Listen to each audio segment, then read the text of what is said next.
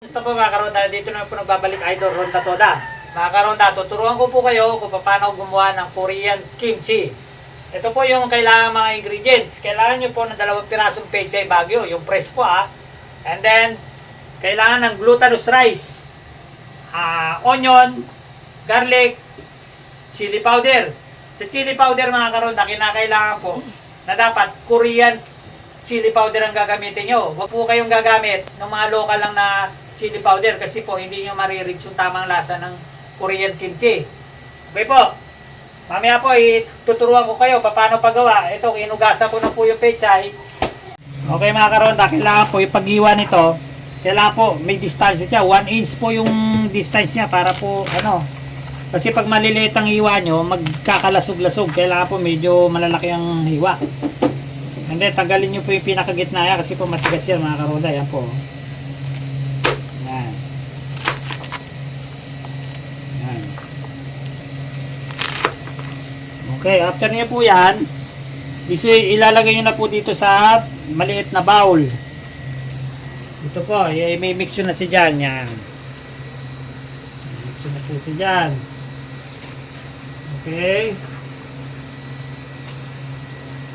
After nyo po yan, siguraduhin nyo po mga karonda na yung kamay nyo ay malinis. Kasi po, pag marumi ang kamay nyo, makakapik po sa yan. Magkakaroon po ng di magandang lasa yung kimchi kapag marumi yung kamay nyo. Okay po mga karonda, kapag nailagay nyo na dito sa bowl yung mga iniwan yung kimchi, maglalagay po kayo ng isang dakot na asin. Yan po, yan. Ganyan po mga karonda, i-mix yun sa dyan. Okay. Okay, after po gagawin nyo, ihaluin nyo po siya na maayos para po yung magpantay po yung kapit ng lasa ng asin. Ayan. Haluin nyo po siya. Siguraduhin nyo po na nahalo nyo na mabuti. Para po maganda yung kapit ng asin. Kasi po pangit sa kimchi yung matabang.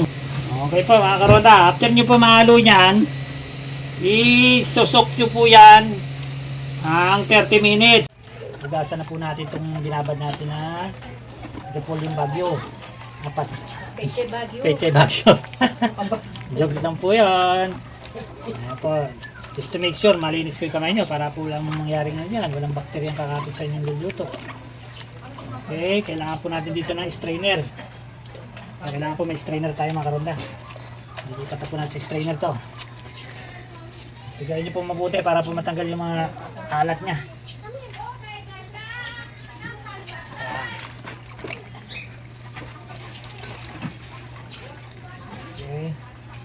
Kailangan po yan, hugasan niyo po siya ng 3 beses para po matanggal yung mga niya, mga alat. Okay mga karonda, ilagay na po natin yung ating dinurog na sibuyas, bawang, tsaka nilagyan natin 2 tablespoon ng patis. Okay, lagay na po natin sa malinis na bowl. Alright.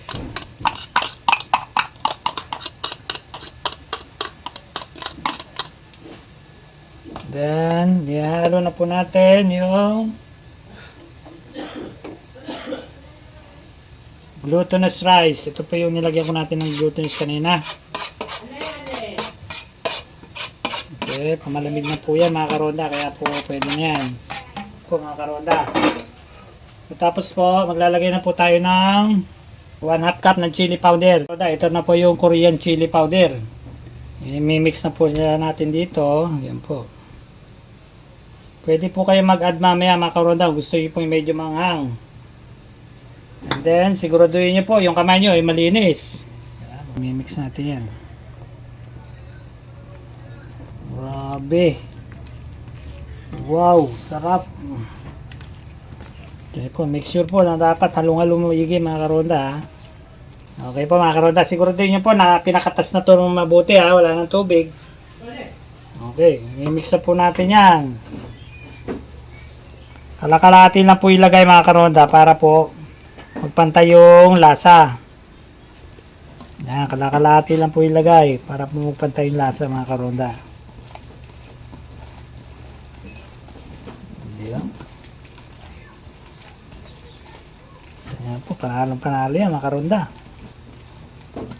Okay, tapos po i-mix na po natin yung kalahati. Yan, kalakalatila lang para kumapit yung lasa, para masarap.